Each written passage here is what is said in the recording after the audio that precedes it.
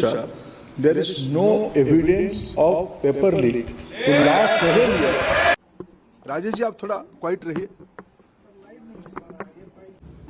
NEET 2026 का paper leak हो गया है।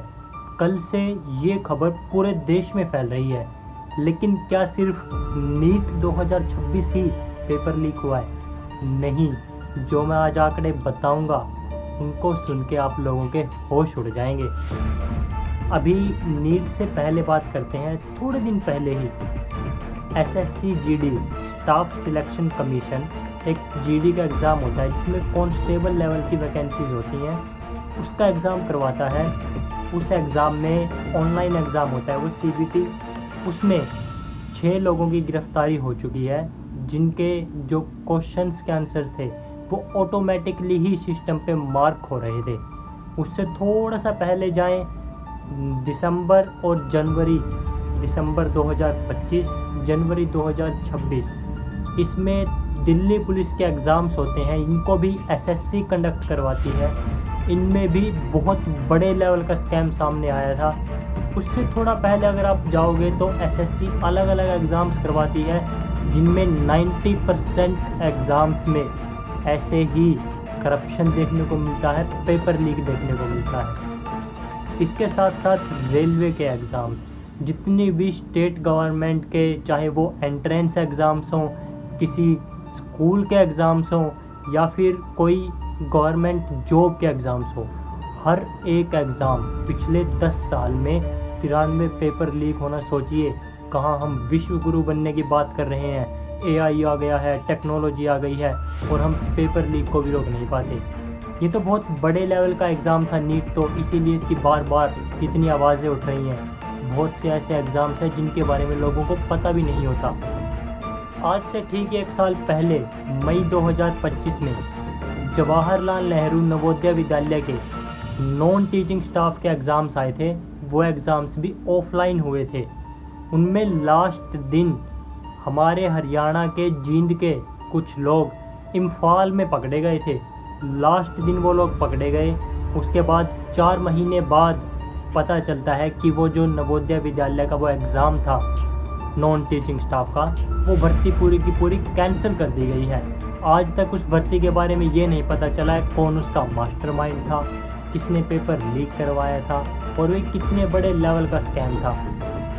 ये सारे जो स्कैम्स हैं इनमें मैक्सिमम जो एंट्रेंस एग्ज़ाम्स होते हैं या फिर जो बड़े लेवल के एग्ज़ाम होते हैं नेशनल लेवल पे, उनमें मैक्सिमम एग्ज़ाम्स को कंडक्ट करवा रही है एनटीए। और एनटीए का तो आपने हाल देख ही लिया है। 2 साल पहले भी नीट लीक हुआ था, अब फिर से नीट लीक हो गया है। कभी स्टेट गवर्नमेंट जो एग्ज़ाम्स करवाती हैं, चाहे वो 10th प्लस 2 के एग्ज़ाम्स हो, चाहे वो बीपीएससी के एग्ज़ाम्स हो, चाहे वो यूके एसएससी के एग्ज़ाम्स हो, चाहे वो राजस्थान बोर्ड के एग्ज़ाम्स हो, कोई भी एग्ज़ाम फेयरली कंडक्ट नहीं हो पा रहा है। और हम लोग बात करते हैं, हम विश्व गुरु बन चुके हैं।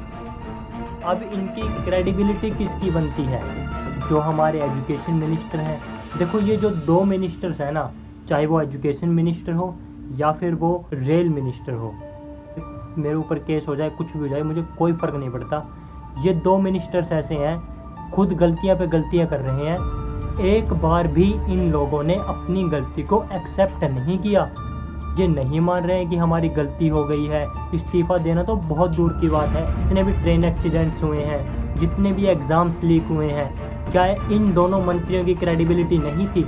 लेकिन ये लोग जनता के प्रति जवाबदेही नहीं रखते, क्योंकि इनको पता है कि जनता ऐसे ही बोलती रहती है, कुछ नहीं होने वाला, इनका कोई कुछ नहीं बिगाड़ सकता। अब इतने बड़े लेवल के स्कैम्स अगर होंगे तो देश का क्या होगा? सोचिए, जो पुलिस एग्ज़ाम्स लीक हुए हैं, सपोज़ कीजिए कि 20 लाख 25 लाख में पुलिस का एग्ज़ाम जो था वो लीक किया गया।